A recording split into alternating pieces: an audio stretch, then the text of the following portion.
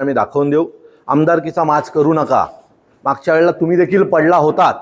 त्यामुळे जर माच करत असाल 50 खोक्याचा तर तो माच महाराष्ट्र सैनिक यावेळेला उतरून दाखवतील एवढं नक्की. मगाशी तुम्ही बोलता बोलता म्हणालात की याच्या पुढचे आमदार वैभव खेडेकर नक्कीच असतील. हो, मला असं वाटतं की 2019ची किंवा 2014चा काळ आमचा जरी वाईट असेल तरी येणाऱ्या काळात आम्ही जे काही कोविडच्या काळात काम केलं आहे, आज मुंबई गोवा एक्सप्रेस हायवेवर महाराष्ट्र नवनिर्माण सेनेची असलेली भूमिका, ह्या सगळ्या गोष्टी पाहता येणाऱ्या निवडणुकीत कोकणातला जो मराठी माणूस आहे आमच्या पाठी खंबीर उभा राहील याची आम्हाला पूर्ण खात्री आहे. आणि वैभव खेडेकर मागचे 2 टर्म इथले नगराध्यक्ष आहेतच ना. 2 वेळा आमदारकी लढवली, 25-25 हजार मतं त्यांना मिळवली. शेवटी आम्ही थांबतो कुठे तर ज्या वेळेला पैशाचा वाटप होतो. कामाला आम्ही कोणी कमी पडत नाही. त्यामुळे या वेळेला कोकणातील माणूस हा कामाकडे नक्की पाहिजे.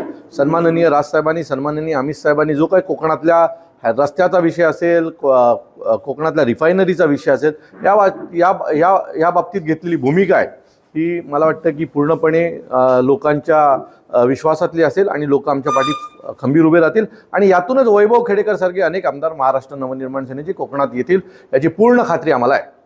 साहेब, तुम्ही एकदम साहेबांचे विश्वासू आहात, एकदम जवळीक आहात. तुम्हाला काय वाटतं की भविष्यामध्ये राजसाहेब ठाकरे आणि उद्धव ठाकरे एकत्र येण्याची गरज आहे का? मला असं वाटतं की उद्धव ठाकरेंनी किंवा मातोश्रींनी जो सन्माननीय राजसाहेबांना जो त्रास दिला आहे तो आम्ही कधीही विसरणार नाही. परंतु जर सन्माननीय राजसाहेब महाराष्ट्राच्या हितासाठी कोणताही निर्णय घेतील तर आम्ही सन्माननीय राजसाहेबांच्या